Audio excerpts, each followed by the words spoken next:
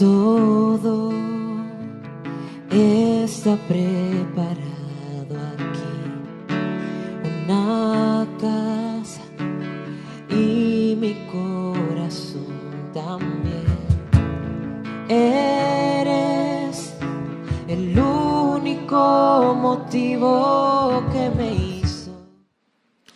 Y cualquier esfuerzo humano es insignificante comparado con lo que hizo Él. Uno puede escuchar, sí, que vino del interior y se va,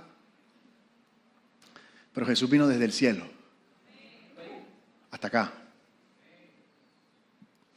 Y es bien impresionante porque yo tengo siempre como mi rutina los miércoles de tener algo de picar antes de venir, porque no voy a cenar para no venir muy lleno, pero tener algo. Y como salí antes y como vaciamos la refri antes de irnos y llegué justo cuando llegué a la casa, abrí la refri vacía. Y yo dije, wow, tengo hambre. Y llegué a la iglesia y dije, bueno, Señor. Y de repente llega la hermana Sansi con un cartucho de pan de ajo de no sé dónde. Y después baja Charlie y tiene un poco de galletas. A veces nosotros pensamos que nuestro Padre como Dios es un Dios del cáncer solamente,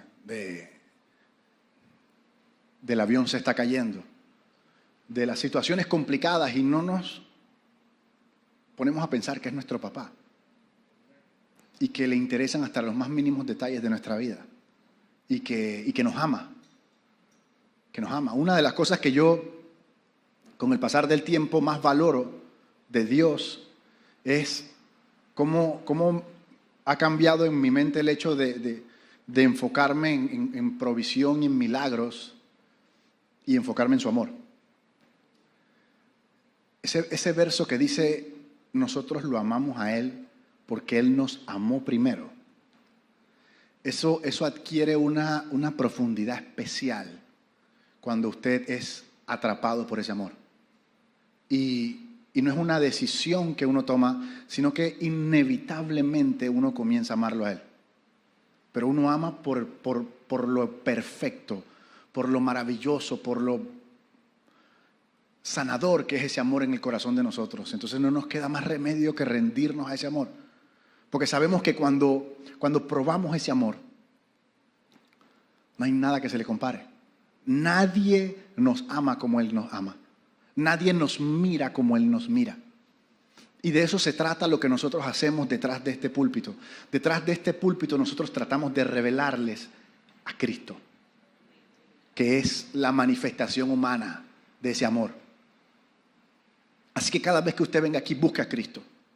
La historia puede ser de Pedro, de Pablo, de Juan, pero se trata siempre de Jesucristo. Amén. Vamos a hablar hoy de Pedro entonces. Pero busquen a Cristo. Mateo 26, iniciando en el verso 26, dice lo siguiente. Están en la última cena. Fin de semana pasado tuvimos Santa Cena. Imagínense la primera vez que eso se hizo. Lo hizo Jesús, en vivo y directo y a todo color. Nosotros ahora lo repetimos todos los meses, pero la primera vez lo hizo Él. La primera vez lo hizo Él y estaba con los discípulos y es la última cena. Y dicen, mientras comían, Jesús tomó pan y lo bendijo. Luego lo partió y se lo dio a sus discípulos diciéndoles, tomen y coman, esto es mi cuerpo. Después tomó la copa, dio gracias y se la ofreció, diciéndoles, beban de ella todos ustedes. Esto es mi sangre del pacto, que es derramada por muchos para el perdón de pecados. Les digo que no beberé de este fruto de la vid desde ahora en adelante hasta el día en que beba con ustedes el vino nuevo en el reino de mi Padre. Después de cantar los salmos, salieron al monte de los olivos. Esa misma noche, Jesús les dijo, ¿te imaginas esto, no? Una cena cordial, amigable, ceremonial. Jesús mismo, no es de que está la presencia del Señor, está el Señor. Y cuando salen, Él les dice, todos ustedes me van a abandonar. O sea, como que te cambia. Eso es como cuando alguien fomenta una guerra así en una cena familiar. De la nada se pone alguien a discutir. Jesús le dice, ahora todos ustedes me van a abandonar. esta misma noche, le dijo Jesús, porque escrito está, voy a herir al pastor y se dispersarán las ovejas del rebaño. Pero después que yo resucite, iré delante de ustedes a Galilea. Y nuestro personaje de la noche, por debajo de Jesucristo, viene y le responde, aunque yo me muera, no te voy a abandonar. Aunque todos te abandonen, dice él. O sea, Pedro no está diciendo, porque es Jesús. O sea, Jesús, ya Pedro lleva 3 años con Jesús. Él sabe que Jesús dice la verdad. Y que tradicionalmente lo que Jesús dice se cumple. O sea, que si Jesús está diciendo que todos ustedes me abandonarán, es porque todos lo van a abandonar. Así que Pedro no duda de los otros 11. Él no duda que los otros 11 lo van a abandonar, pero él dice, aunque todos te abandonen, yo no. Yo no. Y el Señor lo mira y le dice, te aseguro, le contestó Jesús, que esta misma noche, no mañana, o sea, tú acabas de decirme esto, esta misma noche, en un par de horas, antes que cante el gallo, me vas a negar 3 veces. ¿Qué responde Pedro? Aunque yo tenga que morir, no te voy a negar. Y los demás discípulos dijeron lo mismo. Yo me imagino que ustedes conocen a Pedro, ¿no?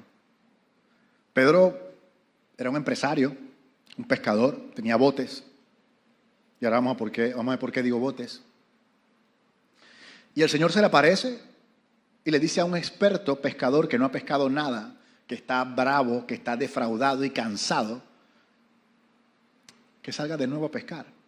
Dice, no hemos pescado nada en toda la madrugada, Señor, pero en tu palabra lo voy a hacer. Y lo hace, y ve el milagro de la pesca milagrosa que aparece en la Biblia, ¿cierto? Y cuando eso sucede, ese milagro,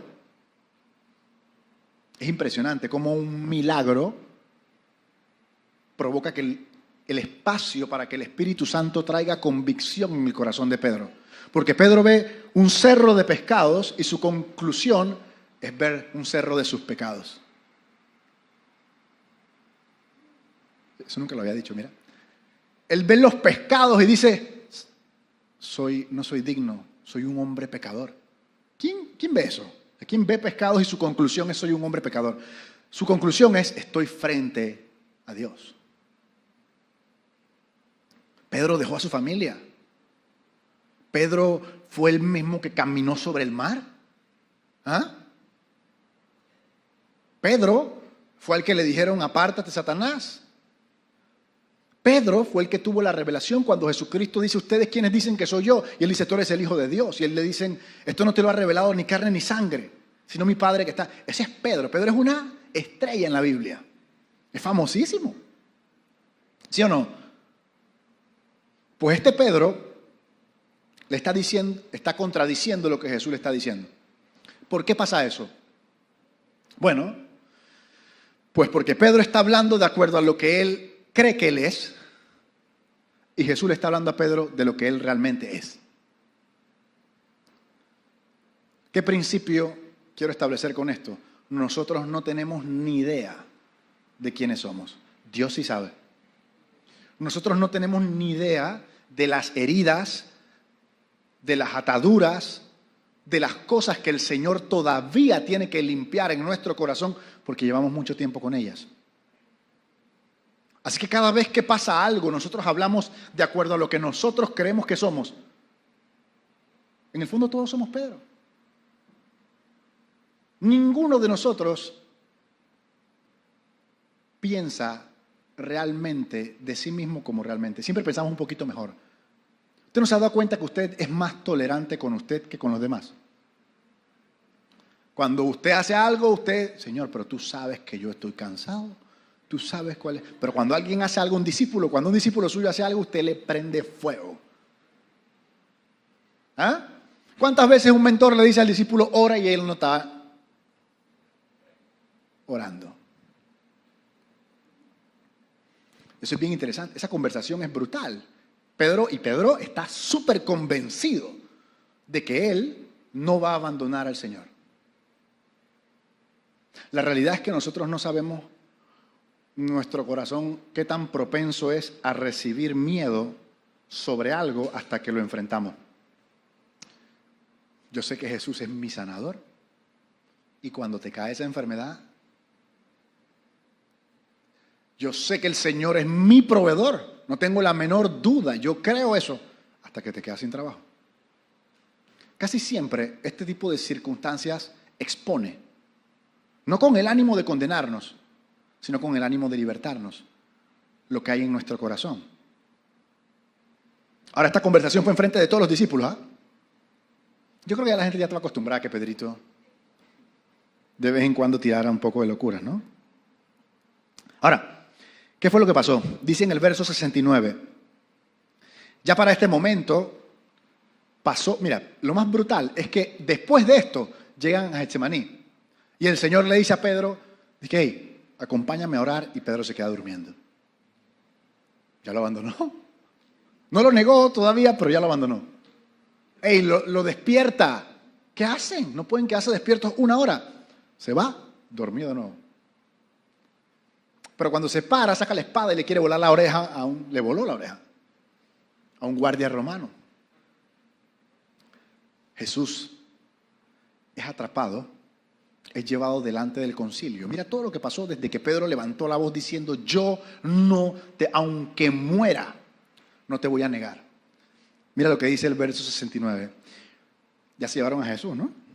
Mientras tanto, Pedro estaba sentado afuera en el patio y una criada se le acercó. Tú también estabas con Jesús de Galilea, le dijo. Pero él lo negó delante de todos, diciendo, no sé de qué estás hablando. Mismo capítulo, ni siquiera hemos pasado el capítulo, ni siquiera se ha acabado la noche.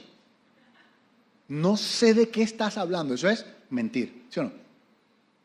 Luego salió a la puerta donde otra criada lo vio y dijo a los que estaban allí, estaba con Jesús de Nazaret. Y Pedro lo volvió a negar, juró y dijo, con signos de exclamación aparece en la Biblia, o sea que lo gritó, ¿no? Dice, a ese hombre no lo conozco. Poco después se acercaron a Pedro los que estaban allí y le dijeron, seguro que eres uno de ellos, se te nota por tu acento. Y Pedro comenzó a echarse maldiciones y encima les volvió a jurar, a ese hombre no lo conozco. En ese instante cantó un gallo. Entonces Pedro se acordó de lo que Jesús había dicho, antes que cante el gallo me negarás 3 veces. Y saliendo de allí lloró amargamente. Yo no sé si ustedes se percataron, Pedro no estaba siendo interrogado ante un tribunal hostil como Jesús. ¿Sí o no? A Pedro no le entraron a cachetadas como le entraron a nuestro Señor. Ni siquiera era un grupo de gente con palos y piedras como los que confrontaron a Esteban. ¿Sí o no? Sin embargo, el miedo de Pedro hizo que 2 criadas se vieran como enormes monstruos. Y se llenó de miedo. Nadie ni siquiera lo agarraron. Y él 3 veces negó al Señor. Y yo quiero que usted vea cómo el miedo trabaja. Porque el miedo hizo que en 30 segundos el pecado de Pedro evolucionara 2 veces. La primera vez miente. La segunda vez dice la palabra que miente y jura en vano. Porque dijo jurándoles, ¿no? Y la tercera diciendo maldiciones y volvió a jurar. Eso va en escala.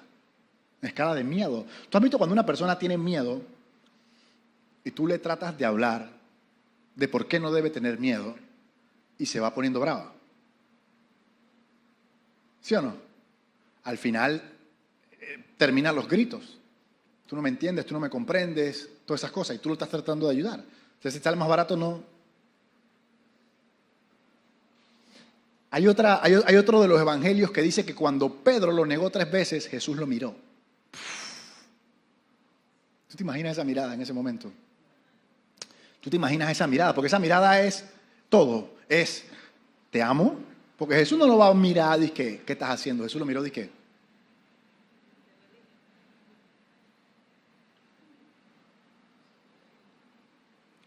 Y Pedro, ¿qué pensaría en ese momento? Esa es la cantidad de emociones que tú sientes en ese momento.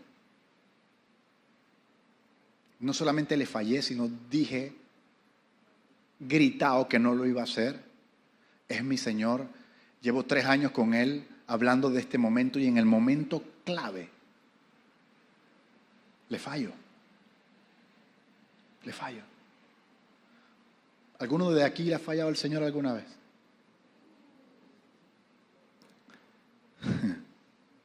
Todos le hemos fallado. O sea que los que no levantaron la mano le están fallando en este momento.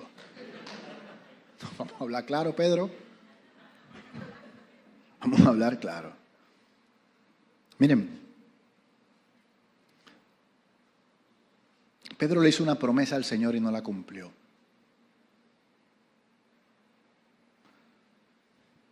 ¿Cuántas veces le hacemos promesas al Señor y no las cumplimos? ¿Ah? Señor, yo te prometo que a partir de este lunes me voy a parar a orar. Y esa es la más básica. ¿Ah? Yo te prometo que voy a parar de hablarle a esta persona. Yo te prometo, Señor, que este es el último proyecto que hago de manera deshonrada. Lo más brutal es que tú llegas a un Cristo que se desangró en una cruz a decirle, pero Señor, tú entiendes que yo tengo necesidad.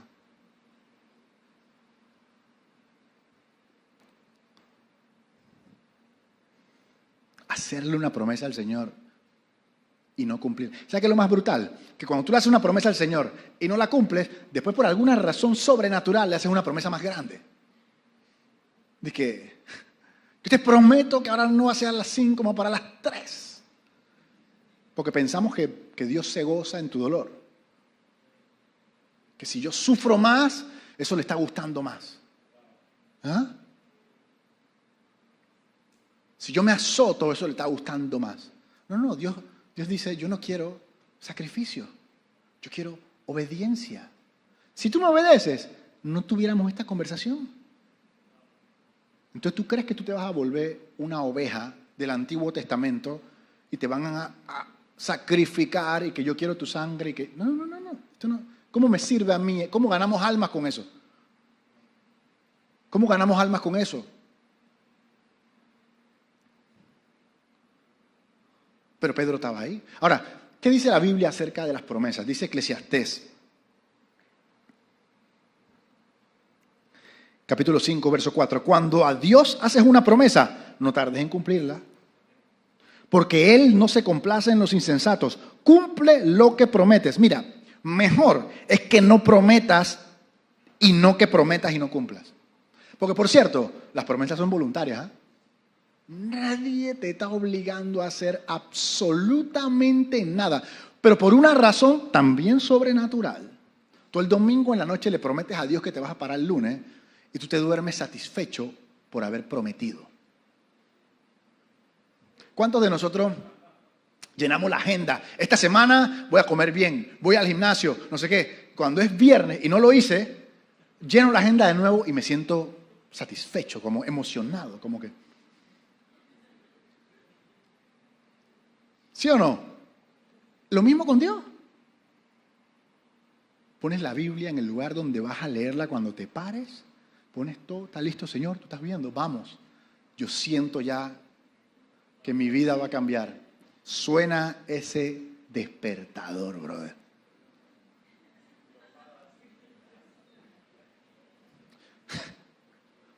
¿Qué pasa a esa hora? A esa hora tiene que haber una legión echándote fresco porque... o sea,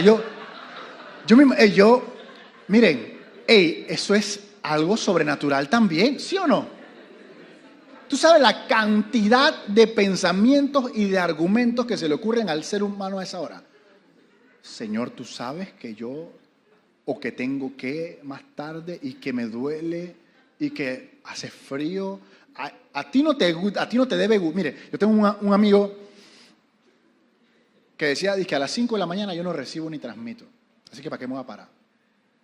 Dije, a las 5 de la mañana yo no puedo ni hablar. ¿Sí o no? Y le dice, bueno, no hables, escucha. Escucha. Porque las vueltas son esas, o es a las 5 de la mañana o es a las 10 de la noche. Y en los dos escenarios hay restos de personas ahí frente al Señor. Dije, Dije, pero por lo menos me dormí orando. Ey, papá. ¿Ustedes creen que creen, ah? Ahora, ¿cómo se sienten ustedes cuando le fallan al Señor y le fallan una promesa? Yo les voy a ser bien sincero. El Señor ya sabía que les iban a fallar. O sea que el Señor no se emociona de la misma manera en que tú te emocionas. Porque las personas que están acostumbradas a incumplir promesas piensan que la gente alrededor les sigue creyendo y la gente alrededor no les sigue creyendo. Todo el mundo dice que ahí viene otra vez dale, apunta que no va a llegar tarde. O sea que preparémonos, tú di que vamos a entregar 2 semanas después de lo que él dice. ¿Sí o no? Y después te lo dicen y te pones bravo, te ofendes. Pero ¿quién te manda a cosechar firmemente esa identidad?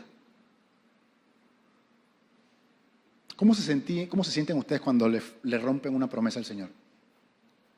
Porque miren, a veces, como no lo vemos, como no vemos su rostro, como no nos está gritando específicamente sobre eso, nos duele menos que faltarle una promesa al jefe del trabajo, ¿sí o no?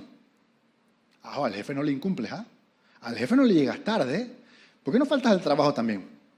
No, porque después me votan. Ya. ¿Cómo ustedes creen que se sentía Pedro en ese momento? ¿Quieren saber cómo se sentía? Miren Juan 21. Mira lo que pasó en su corazón y qué se puso a hacer, porque es algo que la mayoría de nosotros hacemos cuando pasa algo como esto. Dice que ya para este momento, para darles un poquito de contexto, ya Jesucristo resucitó, ya se le apareció a los discípulos por primera vez, a todos los que lo abandonaron ya se les apareció. Porque una cosa es cuando tú fallas, pero nunca pasa lo que iba a pasar. Entonces tú dices, no te duele tanto. Pero cuando todos lo abandonaron y después Él se les aparece, todos entienden que era verdad. Y lo abandonamos tal y como Él nos dijo, a pesar de que nos los dijo. Y a pesar de que le dijimos que no lo íbamos a hacer.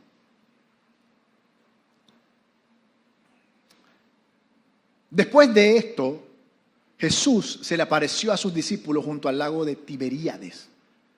Sucedió de esta manera. ¿Quién estaba? Estaba Pedro, estaba Tomás, al que apodaban el gemelo. Este es otro Tomás, uno que se parecía a Jesús, por eso le decían el gemelo. Estaba Natanael, al que Jesús le dijo, debajo de la higuera te vi. Estaban los hijos de Zebedeo y otros discípulos. O sea, había pura gente que le había fallado al Señor en ese crew. Puro esos que cuando van entrando por ahí te quitan la mirada. Dije, ¿ah? El pecado no es contra nosotros, es contra el Señor.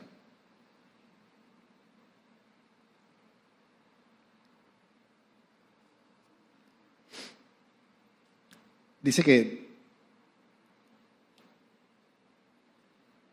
Pedro le dice a toda la banda, dice, miren señores, me voy a pescar. Y ellos dijeron, nos vamos contigo. Así que salieron de allí y se embarcaron. Pero esa noche no pescaron absolutamente nada. Bien. Yo quiero que usted piense en esto. Pedro le falló al Señor como discípulo, ¿sí o no? Y como le falló al Señor como discípulo, el enemigo te comienza a sembrar de inmediato. Tú no sirves para esto. Te avisaron y de todos modos fallaste. Tú no eres digno de ser un discípulo. Y como Pedro no se sentía digno de ser un discípulo, va y vuelve a hacer lo que hacía antes de encontrarse con el Señor. ¿Cuántos de nosotros le fallamos al Señor y buscamos un lugar seguro, un oficio, un deporte, algo en lo que creemos que somos buenos? Porque si aquí no soy bueno, si en la iglesia la verdad es que no paro de pecar, porque aunque voy, aunque leo, sigo cayendo, entonces realmente yo no sirvo para esto, pues me voy. Me voy a un lugar donde puedo desempeñarme bien. ¿Alguna vez le ha pasado eso a usted? Que viene aquí, tiene un encuentro con el Señor y hay cosas que no se quitan. Y usted está luchando con ese pecado, ¿cierto? Y tú estás, Señor, quítame esto. Y el Señor te dice, bástate mi gracia. Y tú le dices, quítame esto. Y Él te dice, no te enfoques en tu pecado, enfócate en mi gracia. Pero Pedro se fue. ¿Por qué les digo que era un empresario? Porque tenía otro bote, ¿ah? ¿Sí o no?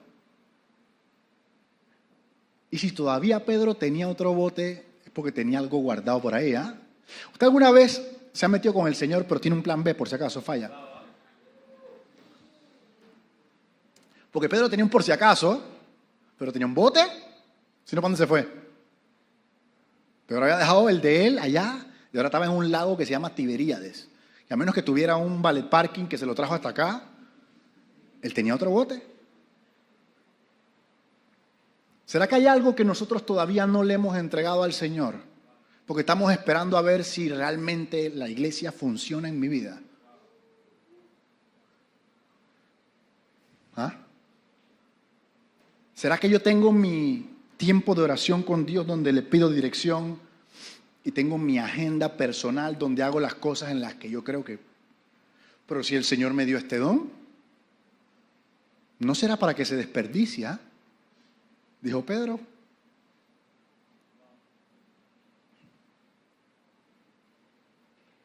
Con el Señor no hay plan B. Porque es el plan A de Dios. Si Jesús es el plan A de Dios, nosotros no tenemos plan.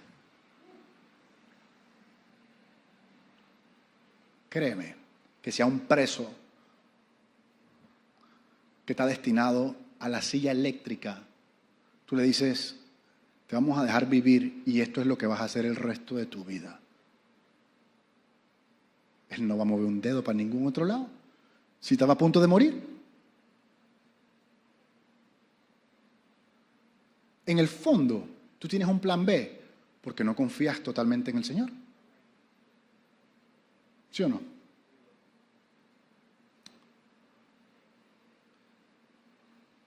Y eso es un motivo para arrepentirse. Decirle, Señor, yo me arrepiento de no creer que tú eres el buen pastor y que cuidas de mí. Ayúdame a creerlo.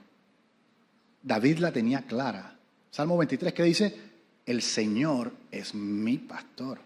Yo soy una oveja, así que no hay plan B.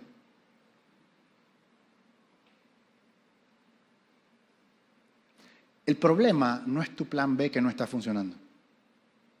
Es que quieres tener un plan B, porque no tienes tu fe puesta en el plan A. Si tú confiaras plenamente en Jesús, tú no tuvieras otro bote. ¿Para qué vas a hacer con un bote? Miren,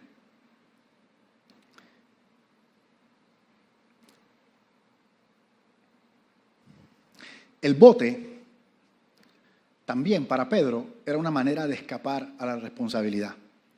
Era una manera de huir del problema. Era una manera de no enfrentar el proceso. ¿Cierto? Cuando uno falla, uno quiere ir para adelante. Uno quiere ir para adelante de un trabajo. Hay gente dentro de la iglesia que cae en un pecado y prefiere irse que ser restaurado. Por la vergüenza.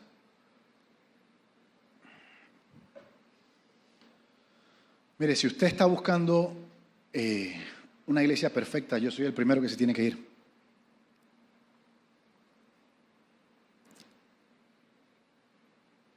Porque te la daño.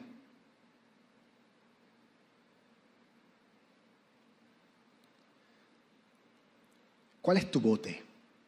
¿Qué es lo que usas tú para escapar de los procesos que el Señor te quiere meter?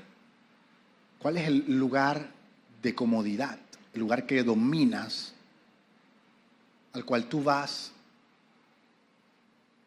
cuando fallas en algo para huir a la responsabilidad? Para mucha gente es el gimnasio, para mucha gente son los vicios, para mucha gente son las drogas, para mucha gente es la pornografía, para Pedro era un bote. ¿A qué lugar te vas tú? Así que tú ves que en la casa pasa y la gente se aleja, se va. No quiere parquear con la gente que sabe que falló. ¿Cierto? Porque el enemigo de una vez comienza a bombardear culpa. El enemigo de una vez comienza a bombardear vergüenza. Y la gente de la vergüenza se va alejando. Y después dicen, yo me voy a salir del servicio, de este ministerio. Y te dicen cualquier cosa. A veces hay una falsa humildad y te dicen, es que yo no soy digno. Tú decides que no eres digno. ¿O es el Señor el que decide si tú eres digno? Porque la Biblia está llena de hombres indignos que el Señor llamó. Porque a David lo llamaron rey antes de acostarse con Betsabé. Fue ungido con un cuerno de Samuel antes de acostarse. ¿Usted cree que Dios no sabía que eso iba a pasar? Porque Pedro es Pedro, sabiendo que lo iba a negar. Sabiendo que lo iba a negar, lo llamó de ese bote.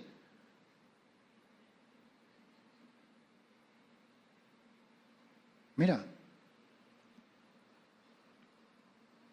lo más brutal es que cuando nosotros entramos en esa zona donde le fallamos al Señor y estamos metidos en vergüenza, estamos metidos en culpa, nuestra primera reacción es alejarnos del Señor. ¿Sí o no?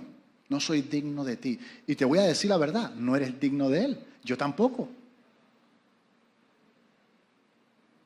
Pero así de sobrenatural es ese amor. Así de distinto es ese amor. Que a pesar de que no somos dignos, es Él el que dio el primer paso. Es Él el que tuvo el plan. Es Él el que puso a su Hijo. Porque nosotros no dimos el primer paso. Mucha gente dice, yo le voy a dar una oportunidad a Dios. Dios nos dio una oportunidad a nosotros. Nuestra sentencia estaba escrita. Otra gente dice, yo encontré a Dios cuando tú no encontraste a nadie, tú estabas perdido. Él te encontró a ti. Él te encontró a ti. Y honestamente yo no sé qué buscaba. Porque yo no me hubiera buscado a mí. Yo no hubiera pagado por mí. Pero es su decisión. Es su amor. Así que a mí solamente me queda responder a ese amor. Amándole.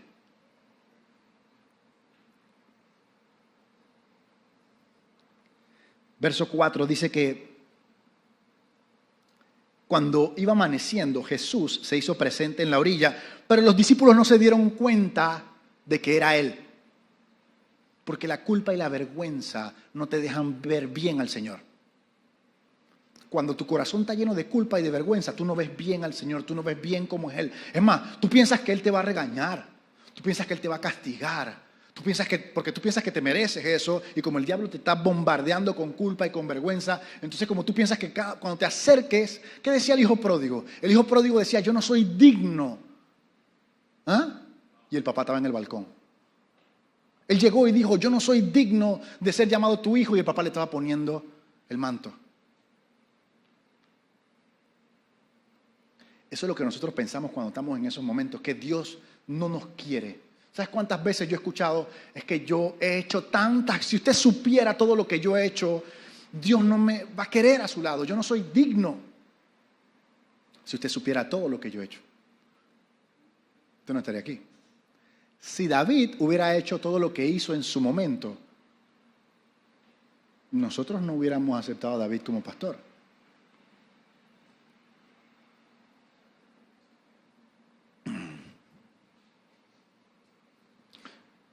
A mí lo que más me gusta es el corazón de Jesús.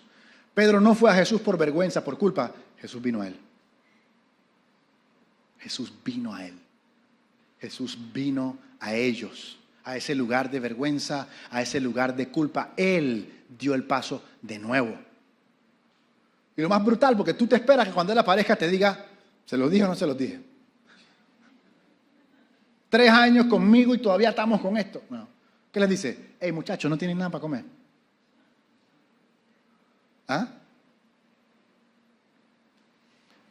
Ellos dijeron, no. ¿Qué le dice el Señor? Dice que cuando eso pasó, Juan es el primero que lo reconoce. Dice, es el Señor. ¿Sabes por qué es el primero que lo reconoce? Porque vivía aquí, ¿ve? Él conoce. Porque, dice el buen pastor, mis ovejas escuchan y reconocen mi voz.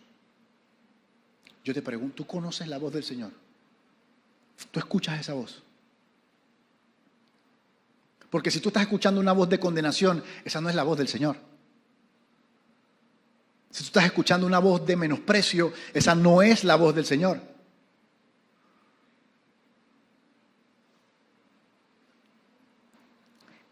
Ahora, cuando Juan dijo eso, ¿ustedes qué creen que hizo Pedro?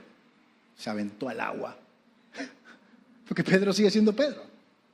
Y Pedro pasa de la vergüenza y la culpa a la pasión desenfrenada. Porque ¿sabes lo que es cuando tú estabas chiquito, tú sabes que tú hiciste un desastre?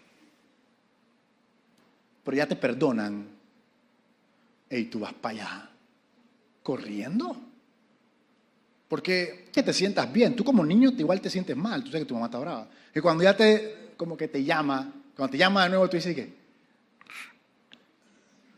Así fue Pedrito. Pedrito se aventó, y eso que estaban cerca, pero se aventó al agua igual. Los otros dije, vamos a remar que estamos aquí mismo. Ahora, les quiero decir algo bien rápido. ¿Por qué Jesús hace estas cosas? Porque Él mismo lo explica. Dice, ¿qué pasa si un hombre tiene 100 ovejas y pierde una? No deja las 99. Se va por esa oveja.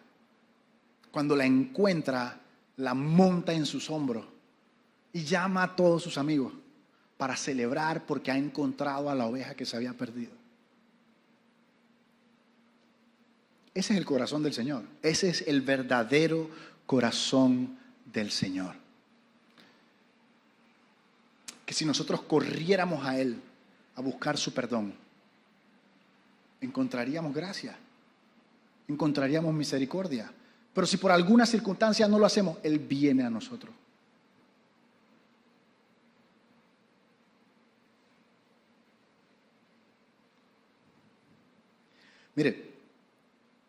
Mira lo brutal que es el Señor con Pedro, que el milagro fue tira la red al lado derecho y volvió a coger otro poco de peso. Que voy a hacer el mismo milagro que hice cuando te enamoré. Voy a hacer el mismo milagro que te voló la cabeza y que trajo arrepentimiento de tu parte. En pocas palabras, Pedro, comencemos de nuevo. Comencemos de nuevo.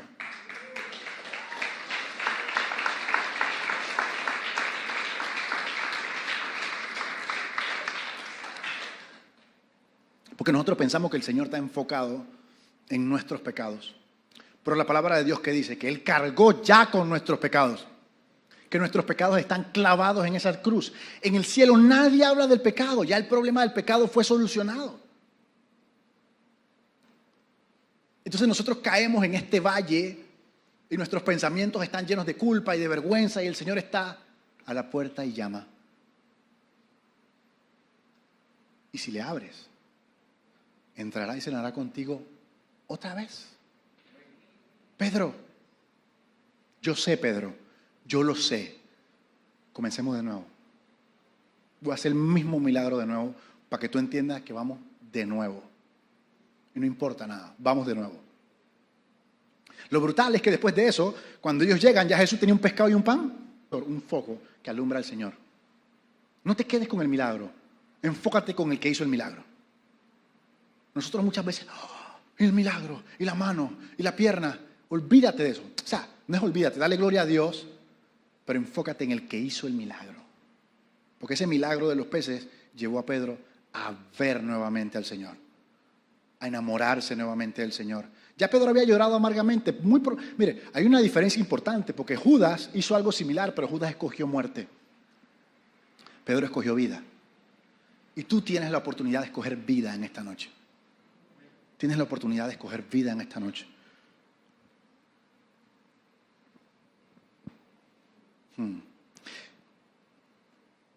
Verso 15, ya con esto cierro. Wow, primera vez que voy. Dice, cuando terminaron de desayunar, o sea, apenas se acabó el desayuno, Jesús le dice a Pedro, Pedro, ¿me amas? Pedro, ¿qué le responde? ¿Lo tienes? Juan 21:15. Jesús le dice a Pedro, Simón, tú sabes que yo te quiero. Ok, apacienta mis corderos. Luego le pregunta, Simón, hijo de Juan, ¿me amas? Sí, Señor, tú sabes que te quiero. Cuida mis ovejas. Y por tercera vez Jesús ahora le dice, ¿me quieres? Él le dice, Señor, tú lo sabes todo, tú sabes que te quiero. Apacienta a mis ovejas.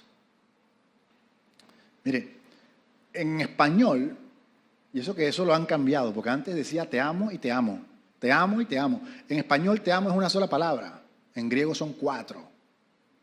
Jesús, si usted busca ese verso en griego, Jesús le está diciendo, Pedro, tú me agape a mí, que es el amor de Dios, que es el amor que se entrega, que tanto amó Dios al mundo que entregó a su Hijo. Es un amor desinteresado, es ese amor de las 99 ovejas, de la oveja perdida. Pero Pedro le está contestando, sí Señor, yo te fileo. En la misma conversación. Pero dejando eso de un lado, ¿qué está haciendo el Señor ahorita mismo? Está agarrando a Pedro, sacándolo de esa barca de lamento y de victimismo. Y bueno, vamos a hablar de lo que es importante. ¿Ya? ¿Tuviste tu vuelta? ¿Ya? ¿Ya te amé? ¿Ya estoy aquí? Ahora, apacienta mis corderos, cuida mis ovejas y apacienta mis ovejas. En pocas palabras, Pedro, deja ese barco y volvamos a tu llamado. Deja ese victimismo y volvamos a tu propósito. Porque lo que yo he puesto dentro de ti jamás puede ser invalidado por tus debilidades y por tus fallas. Cuando yo te llamé, yo sabía todos los pecados que tú ibas a cometer hasta tu muerte. Cuando yo te llamé, ya yo había presupuestado todas tus fallas. Y aún así te llamé. Y aún así te llamé. Lo que pasa es que Pedro era entonces necesitaba un proceso. Necesitaba una humillación más. Cuando usted ve que aquí en la iglesia y no mira a nadie, por favor, porque ya tú sabes que comienza el abanico. Ve a alguien que es así muy de que necesita ser quebrantado todavía. En buena onda.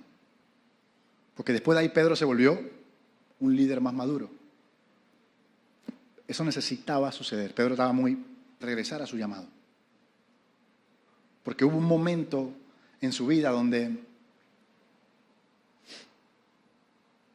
en Juan 6:68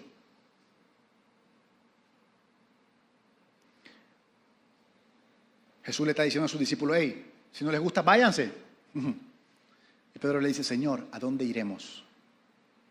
¿A dónde va a ir? ¿A qué barca se va a montar?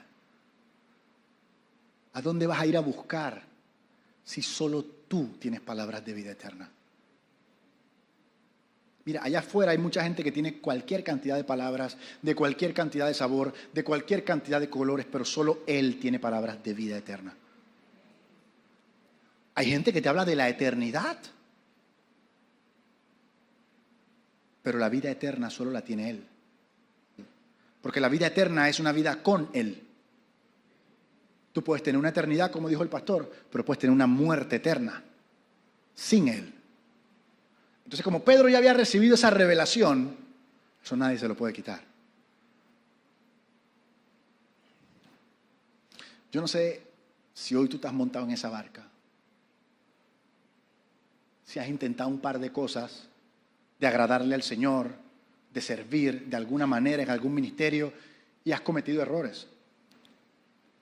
Yo no sé si hoy tú estás sintiendo esa vergüenza, esa culpa que trae el pecado sobre tu vida. Pero yo quiero que tú sepas que el Señor está caminando por la orilla en este momento. Todo lo que tú piensas, que todo lo que tú conoces. Sal de la barca y comencemos de nuevo. Sal de la barca y comencemos de nuevo. ¿Por qué estas historias están en la palabra de Dios? Para que tú sepas cuál es el verdadero corazón del Señor. Para que cuando el enemigo te diga algo, tú le digas, Miren, yo les voy a dar un consejo. Cada vez que algo sucede, yo siempre busco un ejemplo de una situación similar en la Biblia. Y me pregunto, ¿qué hizo Jesús? ¿Qué hizo Pablo? ¿Qué hicieron esos hombres cuando pasaban estas cosas? No está diciendo y que no eres digno y que Dios no te ama y que no eres digno ni de venir a la iglesia. ¿Cuál es el objetivo si Él ya nos dejó su palabra? ¿Por qué voy a escuchar una voz que me condena cuando puedo escuchar una voz que me ama? Una voz que me creó, una voz que sabe realmente quién soy yo. ¿Sabes lo que dicen que es la depresión? Que eres adicto a escuchar la voz equivocada.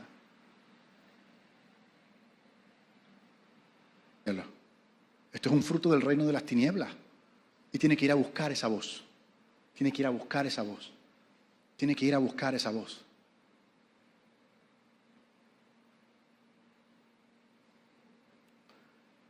¿Cuántos de ustedes dirían que son Pedro ahorita mismo?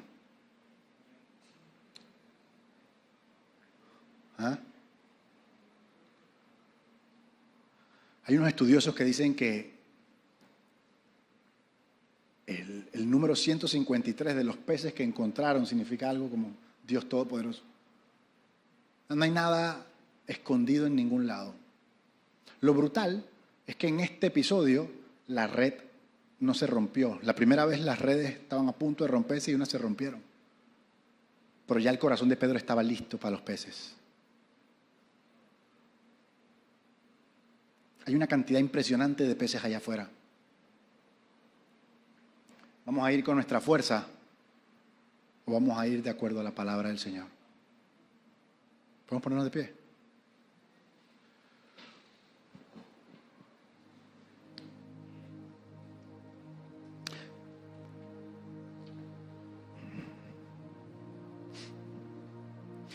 Señor, ¿a dónde iremos si solo tú tienes palabras de vida eterna?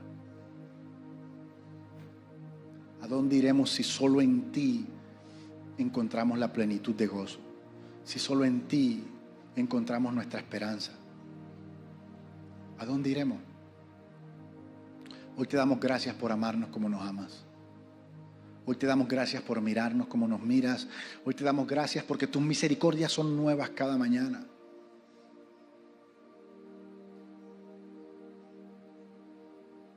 Señor, estamos dispuestos a comenzar una vez más. Creemos en ti, no en nosotros, en ti. En lo que tú has puesto en nosotros, creemos en tu espíritu, creemos en tu poder y en lo que estás haciendo en esta tierra. Te pedimos, Señor, que tu amor se vuelva más real en nuestras vidas, que cada día se vuelva más real, que podamos confiar en ti, que podamos poner nuestra vida en ti, que podamos poner nuestra familia en ti, nuestro trabajo en tus manos, sabiendo que no hay mejores manos que las tuyas, Señor. Saca todo miedo de nuestro corazón, toda desconfianza, toda duda, todo orgullo, toda herida que nos haya hecho el hombre. Te damos gracias, Señor, por tu perdón.